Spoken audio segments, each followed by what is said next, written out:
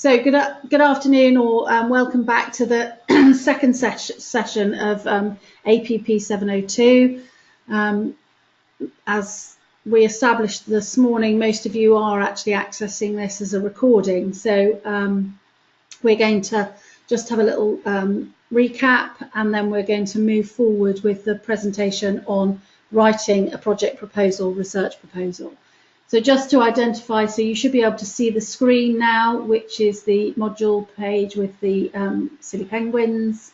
So the lying down penguin, you'll notice from this morning, I have actually added some additional material. I have added the recording of session 1 there as session 1, introduction to the module and recap on research. I've also, we'll be looking at this proposal outline, and we're actually going through the writing a proposal presentation now, and just like this morning, I will upload this recording. So I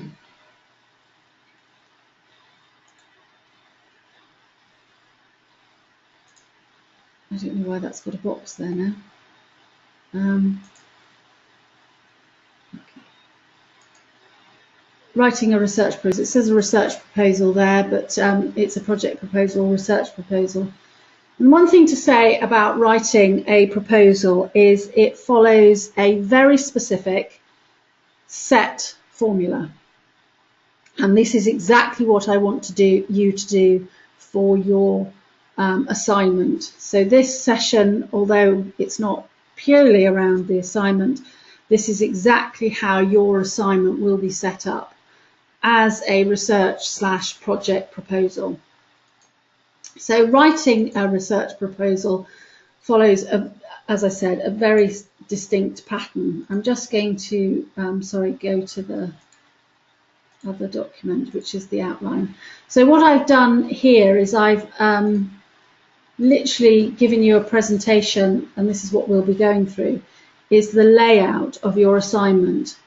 So your assignment should follow this exact process: an abstract, an introduction, a literature review, your aims and objectives, your methodology, your method, study design, sampling, access, ethics, analysis, recommendations, conclusions, references, and your appendices. And so a research proposal / project proposal should follow this exact map.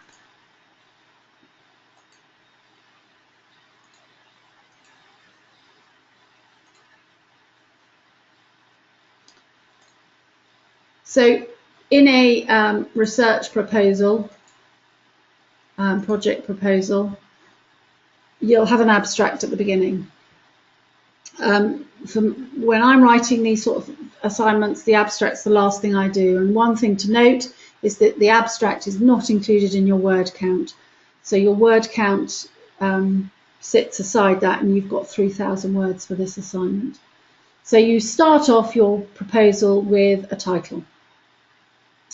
Don't overthink it. I know lots of people try and be very clever and make up a smart title and then make it different for their research project aim. That there isn't the need to be clever. Simply outline what this title is. Make sure that the keywords are clearly evident. So if you are going to be looking at handover, make sure that your title states that you're going to be doing a specific type of study on the principles or the development of handover in a particular setting. Think about the remit if you're going to be going for funding. So certainly for some of you, and I know this is the case, some of you are looking for your substantive professional project to be funded by your clinical placement, your clinical areas or your trusts. So it might be wise to think about the title and think how that's going to appeal to your practice area. Think about policy, think about how it sits with either multidisciplinary priorities, international priorities, or national priorities. If you're looking at a particular piece of service development or practice development, how does it sit within the national picture? But you don't want your title to be too long, so as I said at the beginning, don't overthink it. So we then have the section which some proposals calls background, some talk about it as an introduction. I personally think introduction is a better phrase. So introduction. So this is where you're giving me a very clear discussion about where this project sits within the status of your particular practice question. So think about policy, think about how it fits with all your disciplines. Obviously, all of you, well, not obviously, but all of you are working in very different and diverse clinical settings. We've got neonatal specialists, we've got advanced critical care practitioners, we've got surgical care practitioners, as well as advanced nurse practitioners. So we've got all sorts of different groups within this module at the moment. And so think about how that your project is going to sit within the multidisciplinary picture. And why is this particular practice question relevant now? Why have you thought it is an issue? And certainly if you go on to look at a methodological approach of action research, you need to identify your problem or your issue very early on. You might also think about the current professional issues. So is there a government policy or report that is going to change practice? Is there a national guideline, so from the National Institute of Health Clinical Excellence guideline that has changed practice or has made a recommendation that practice should change? Or is it a particular a rationale from either the media or from the public concern? So projects in the past have looked at issues surrounding the 4-hour breach in ED. So is that in reflection or in response to some sort of media scare? So what is the background, what is the context in which this proposal is being suggested and being proposed? We then go into the literature review section. Now you've got 3,000 words for this assignment, for this proposal. So you cannot spend too many words being on your literature review, but there needs to be a sound, robust basis for this project. So you need to look at the literature, and Rona's going to go over the process of writing and developing a literature review, a critical review of the literature in more detail tomorrow, but just to touch on how important it is to have a sound literature base.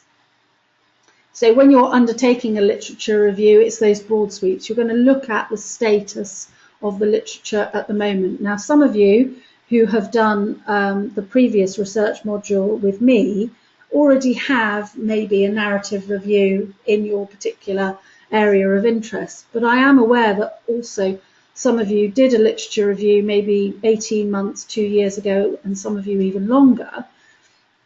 That review is no longer pertinent to the question that you're asking. So you might be starting from scratch. Equally, you might already have some sort of piece of work to start with. But writing a narrative review, which is what you did for the previous research module, if you did it, is not the same thing as you're doing here. So now you are doing a critical review of the literature to establish why this project is required. So you'll start off with your initial literature search, so your literature review, and this is where hopefully by this stage of your masters you're getting quite proficient at finding, sorting, managing the research material that's out there, undertaking primo searches for in a particular subject area, using keywords to identify material that's out there on the databases, and then reviewing that literature to ensure that you've done an adequate critical evaluation of what is available and what has been written. It's absolutely essential that the literature review is there, and it's not. This is not a superficial exercise. So you may think that the literature review will be a quick process because you've done one before, but it isn't, and there is a requirement for you to really go back and undertake an adequate review. And the reasons for that is so that you can justify your project, but also it sets it in context. And it also might provide a starting point for other researchers. So if you go forward and this piece of practice development or this project is published, you might look at taking parts of this project forward, or other researchers might think about taking parts of this project forward. So as I've said, without an adequate or poor quality literature review, then the project is unstable and it has limited academic worth. A literature review demonstrates that the project is worth doing, that the area of investigation is recognised and meaningful, and it's not just you're not just repeating previous work, you are making a new contribution to what is known, or a development. And certainly for the project that you hopefully are going to undertake, there needs to be a demonstration of a contribution.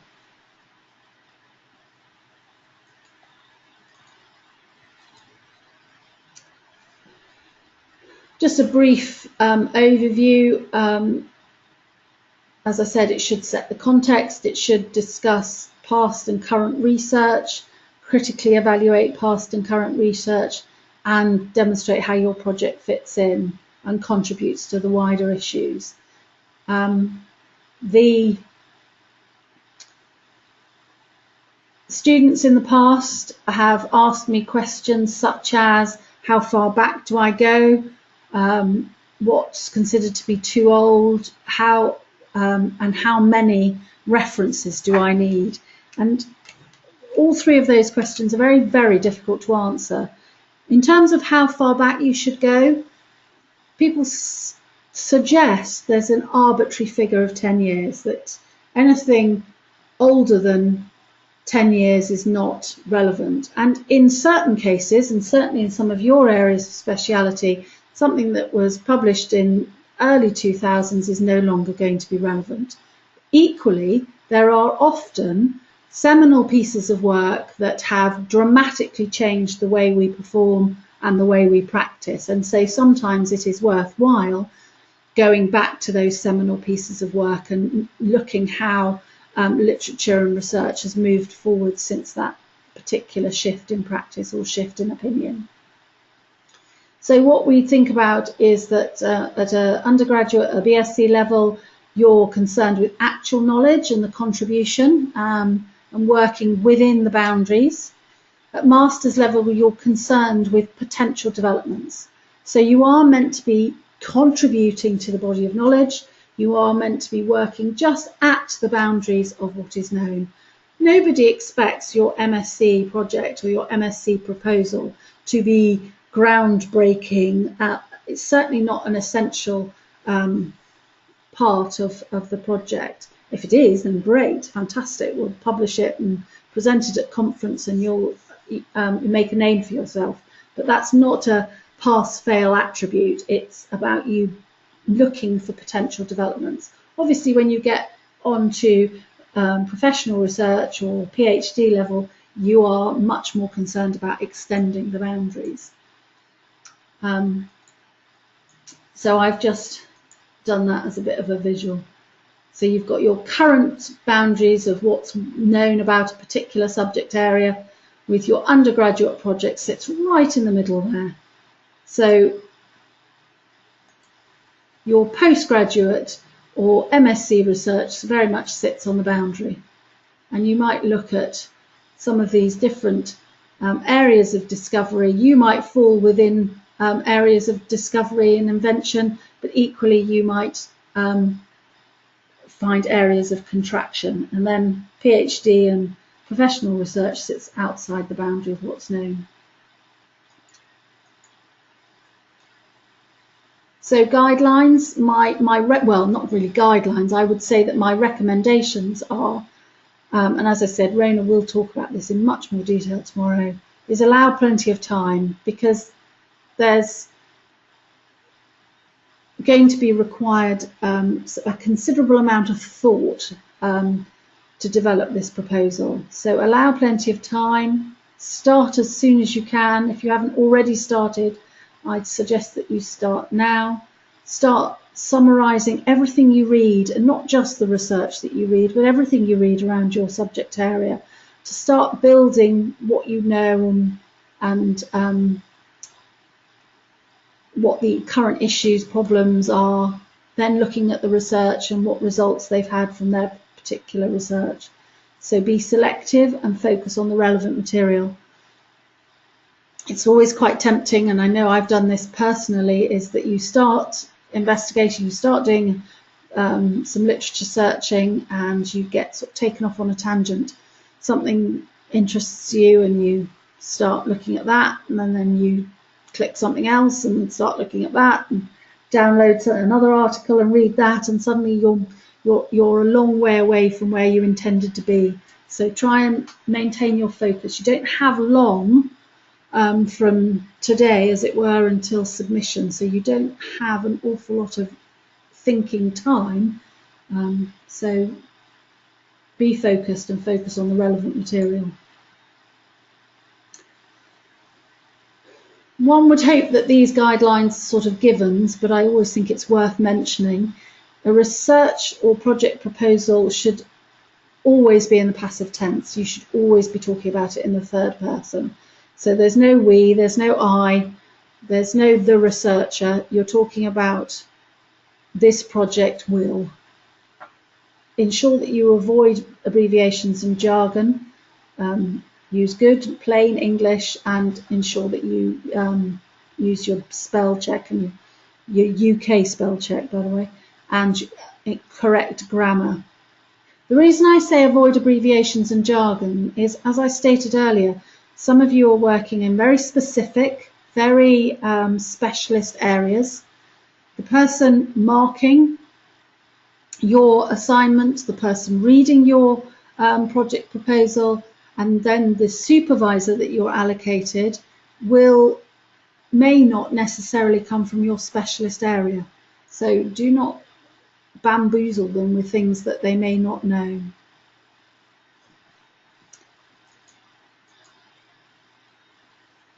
So some tips that note some interesting quotations and their reference as you go. It's always terribly frustrating when you remember a really fantastic nugget of information or quote, and then you can't find the reference to go with it. Use review articles and books to help you with your search. Reference correctly from the start. I don't know how many of you are the users of referencing software in your IT, something like EndNote, but I cannot recommend it highly enough. If you're interested in using referencing software like EndNote, please let me know, because I can put you in touch with our subject librarians who can help you set it up and start your cataloguing of your reference materials. If you use EndNote as a referencing software, then you will reference correctly, and that's really important at this level. There will be a point in your process where you have to stop looking and start writing and move forward. Certainly in terms of this assignment, your deadline is October the 25th, so you don't have, as I said, an awful lot of time. So where you get to for your literature review for your proposal is not going to be the end of the question. You will continue to look at the literature throughout your professional project, but there is a point at which you've got to stop and move on. Have a system to organise and catalogue your information so that you don't lose material.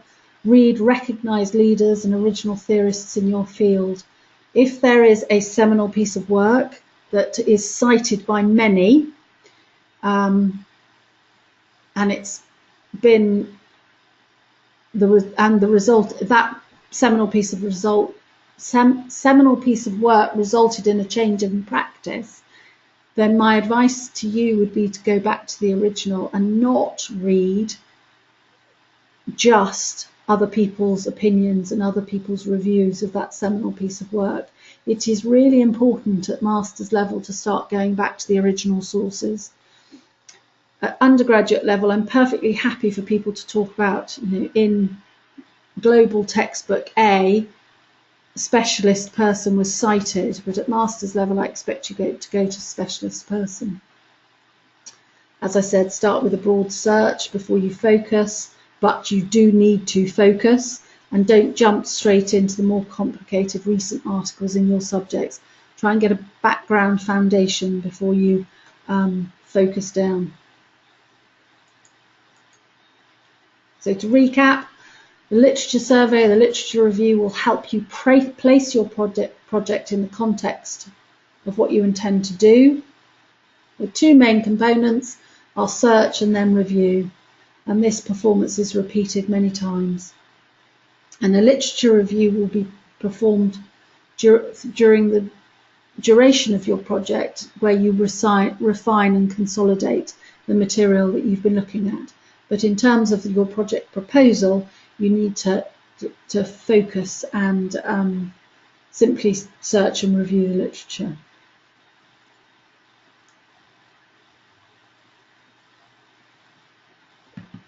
So the next phase, or the next section in your proposal, is your aim, or are your aims and objectives.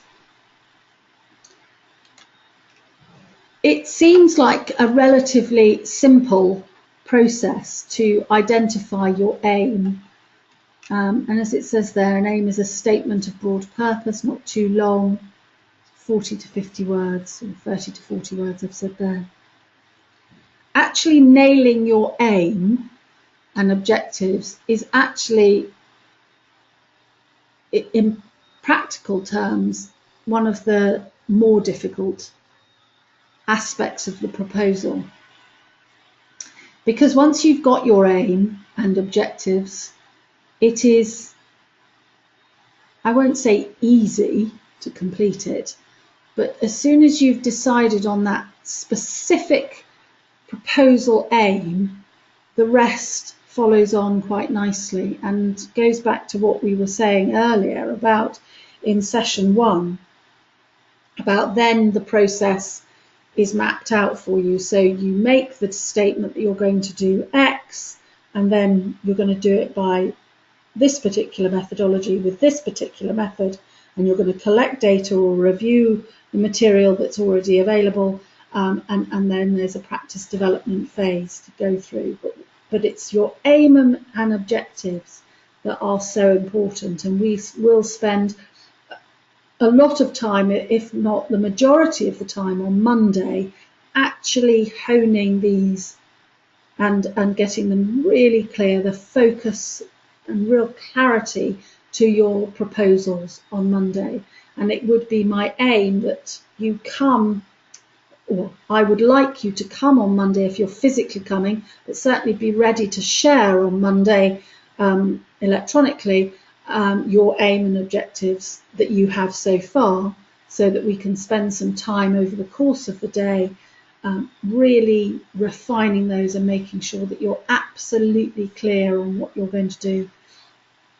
Because once you've got that bit right, the rest, as I said, follows on quite nicely. So you get your aim and your objectives are concrete, deliverable, achievable milestones.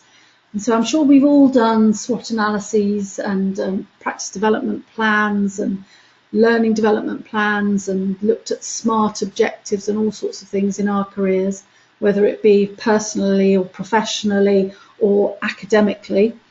But aims and objectives are a real test to see whether you can do that, because objectives have to be measurable. And I have to, when I'm marking this assignment, be able to say that the aim and objectives was absolutely clear and it was absolutely identifiable, and that your method, your data collection process, addresses very clearly what you plan to do. So I can't emphasize enough how important the aims and objectives are. People think it's a tiny aspect, in terms of the 3,000 words of the actual project, but if it doesn't, the proposal, if it's not right, then the rest of it just doesn't fit together.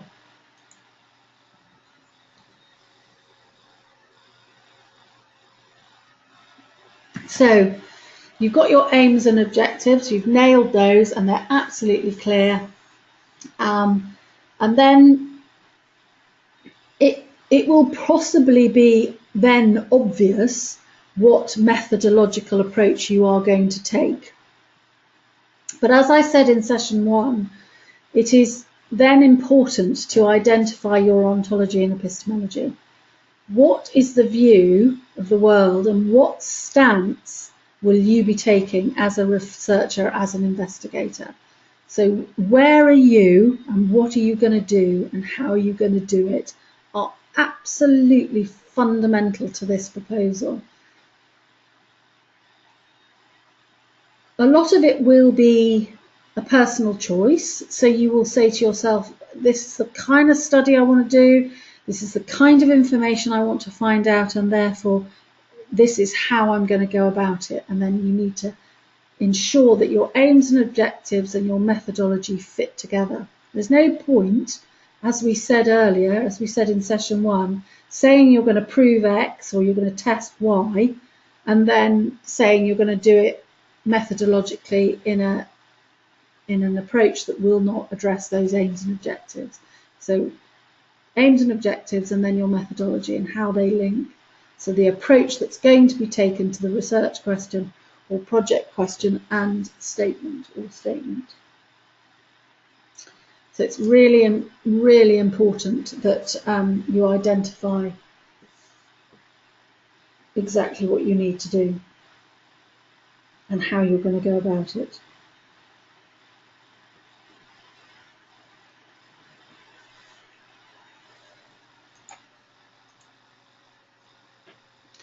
So then we would talk about the design.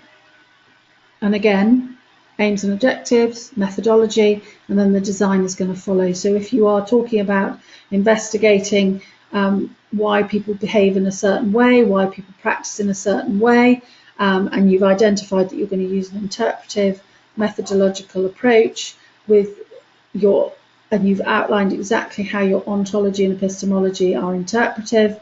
So how is your approach going to then be articulated? Are you going to use action research to address that? Are you going to use a qualitative methodology? Exactly how are you going to undertake addressing those research aims using that methodology? So are you going to do a double-blind research randomized control trial? In your cases, I would say that that's highly unlikely because none of you are going to be undertaking a randomized control trial in your practice development project. So, but if you are going to undertake a piece of action research, how is that going to be clearly linked to your methodology and your research aims and objectives, your project aims and objectives? If you're going to use a complex phases of evaluation and audit in terms of your practice development project, and you are going to use multiple phases of action research, then some sort of diagram may be helpful so that you can visualize exactly how you're going to undertake it and what sampling strategies and so on that you're going to think about. So when we talk about the design, we do talk about all sorts of aspects and practical aspects of your proposal and how it's going to work. How are you going to sample people? How are you going to identify the people that you need to sample? How many people are you going to investigate? How many data sets are you going to collect? So if you are looking at a piece of practice development such as removal of chest drains, how many data sets, how many times a chest drain is removed are you going to want to include in your study? What's going to be the scope of your study? What field work are you going to do? And how are you going to, how's your timing going to be? When I showed you the plan for your assignment, I mentioned that the last heading was appendices. And appendices in a project proposal are absolutely vital. And although one of your appendices might include something to do with your literature search and your literature review, one of your appendices must be a timeline, a clearly articulated plan for your study or project.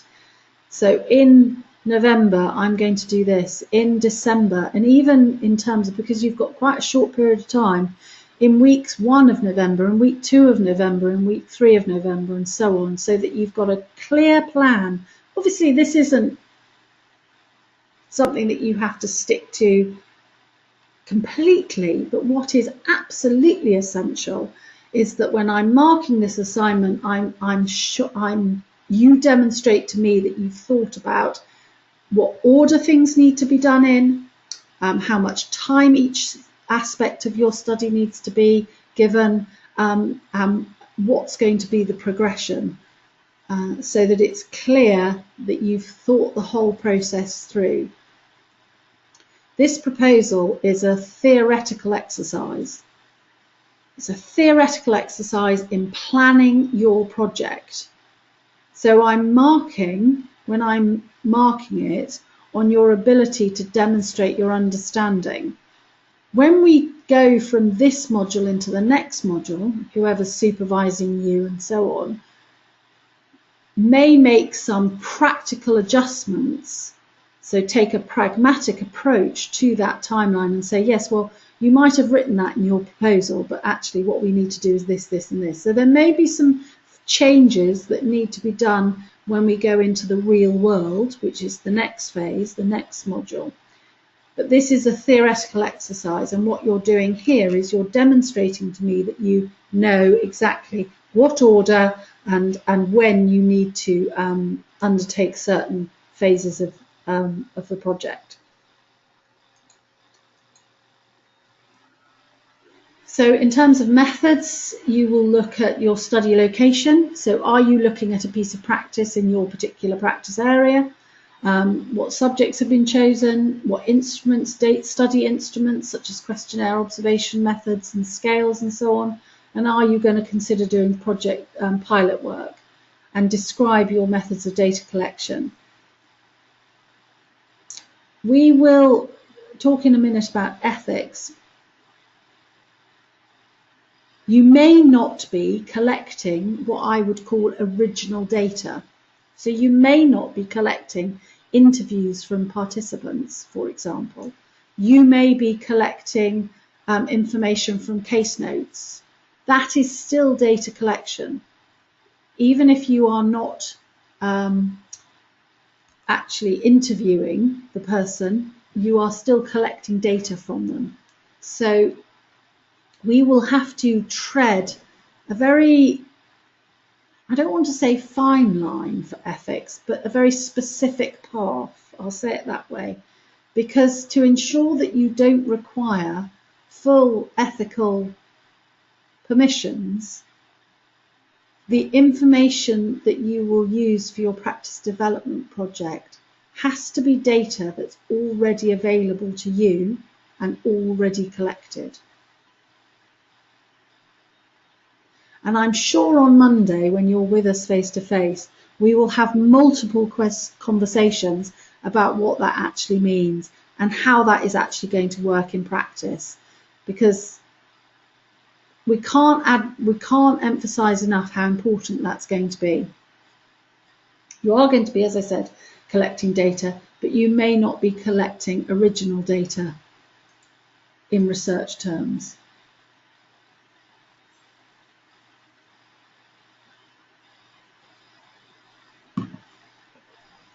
So then you will be analysing the data. You may be using quantitative methods, you may be using some sort of statistical package to analyse the information, you may be using some descriptive statistics or inferential statistics, or you might be using both. You might be using some sort of thematic analysis, content analysis, or some constant comparative analysis. All of these different analytical techniques might be employed. If you use action research, you might use one in one phase, one in another. So you'll have to think very carefully about how you're going to analyse the data that you are collecting. And this is where you'll need to go back to your research project aim, and say, by analysing it in this way, will I have answered the question, addressed the issue that I articulated in the aim that I stated at the beginning? So in terms of your assignment and in terms of your project planning, you need to keep revisiting that aim, that project aim and objectives, to ensure that you're absolutely clear and your focus is threaded throughout the project. As it says, you must convince the reader that your analysis can deliver the objectives you stated. So it's really, really important that you remember that statement, because you need to cross-reference that as you think about this. So when you read it back to yourself, when you finish the assignment, and we'll probably look at this in terms of tutorial support. So once you've written this section, if you need one of the tutors to revisit it and say, does that address the research or project aim that I stated at the beginning?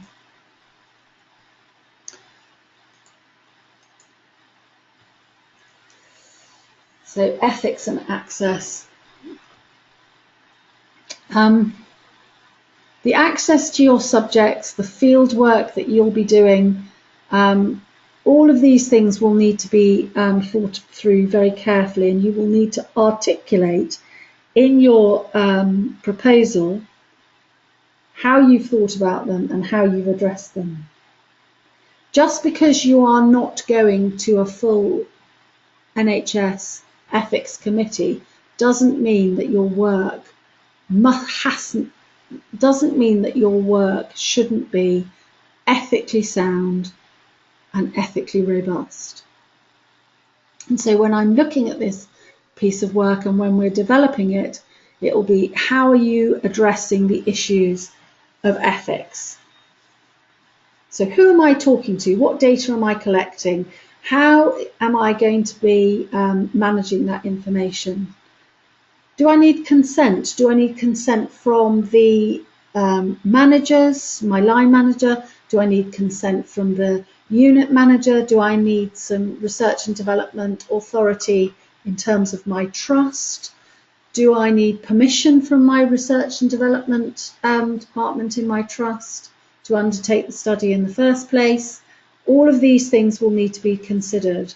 And if I am auditing material that's collected anyway, or if, for example, in one case we were discussing earlier, looking maybe retrospectively about critical incidents or incident forms over a period of time previous to the study, how might that be ethically compromising? So, for example, if you were looking at something that had gone wrong, for want of a better expression, in a handover, and you wanted to look at a critical incident that covered that, or you have found a critical incident that highlights an area that needs to be developed, do you have an ethical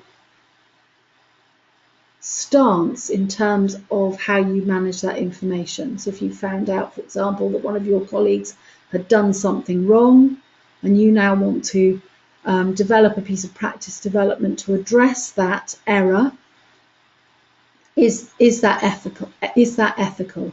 And do you have a performance development review, a sort of PDR role with that person, or is this a colleague, or is this somebody senior to you or junior to you? All of these things will need to be thought through. You don't need to articulate every single piece of minutiae in the project proposal, but it is absolutely essential that you articulate in your proposal that you've thought about these issues. And there may be some information sheets that need to be handed out to the ward, the clinical setting, or the department that highlight what you're doing, this piece of practice development, and that should be signed and supported by your line manager and your supervisor in the university. So although you don't need ethics as such, i.e. you don't need IRAS, it doesn't mean you don't need to get consent and so on. Equally, If you're collecting information that's owned or managed by an external source, so if you were looking at admission material to an ED and it came from Beacon or Virgin or any of these other private companies that run some of our primary care facilities, do you have permission to use that data? And you might need permissions. Equally, and we will talk about this even more when we do the ethics session on Tuesday, we will be thinking about data protection, data collection, data storage, all the issues around the Data Protection Act, which is a relatively new act, or the revision is relatively new. So there have been some specific changes that we'll need to be very cognizant of. So in your access and ethics sections, you will need to describe and discuss how you communicate all of these things and how you are going to report these issues.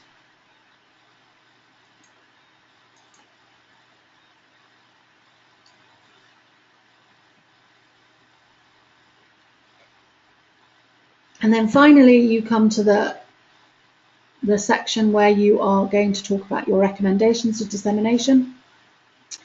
Research or any kind of piece of work project needs to have a specific purpose. And although the purpose of this is for you to get your module and then get your master's, there needs to be some discrete terms about what the study will deliver, how you will share that information, so whether you intend to aim to get something published in a journal, whether you are going to present at a conference, or whether you're simply going to present these findings to your unit in terms of a way to influence practice.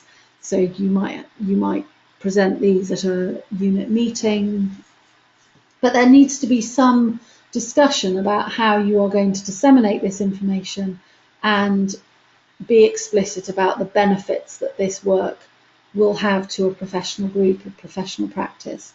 So it might have massive societal benefits, but equally it might have quite small, specific professional benefits, but you need to articulate what those are going to be. Oh, that seems to have gone very, very quickly. I seem to have rushed through that. So any questions, please send them via email, but at that point I will finish the recording, and please don't hesitate to ask me any questions if you have any about the presentation and about the stuff that we've discussed today. But it is really important, and I know some of you will be listening to this either later today or over the weekend, that if you are coming on Monday, that you have at least articulated what your project aim and objective is going to be. The literature review is something that you can start, and you can start reading, you can start developing. The methodology and the methods is something that I would advise you to start thinking about. Start thinking, revisiting those principles of ontology and epistemology, so that you know where you are as a investigator.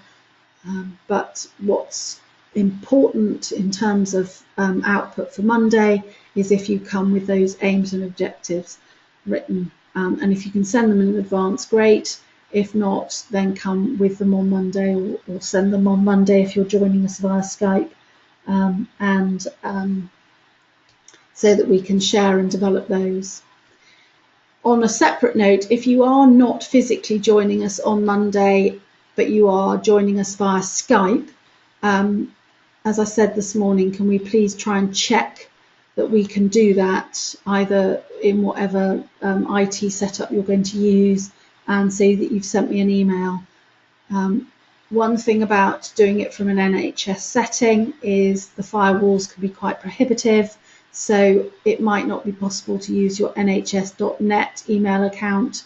Equally, it might not be possible to use your plymouth.ac.uk email account. So sometimes I find it a little bit easier to manage Skypes on personal emails, so your Hotmail, Gmail, whatever it is. So if you are going to join us via Skype, it might be worth you sending me your email address in advance so that I can set you up on my Skype. Okay, so research proposal. Thank you very much for your attention.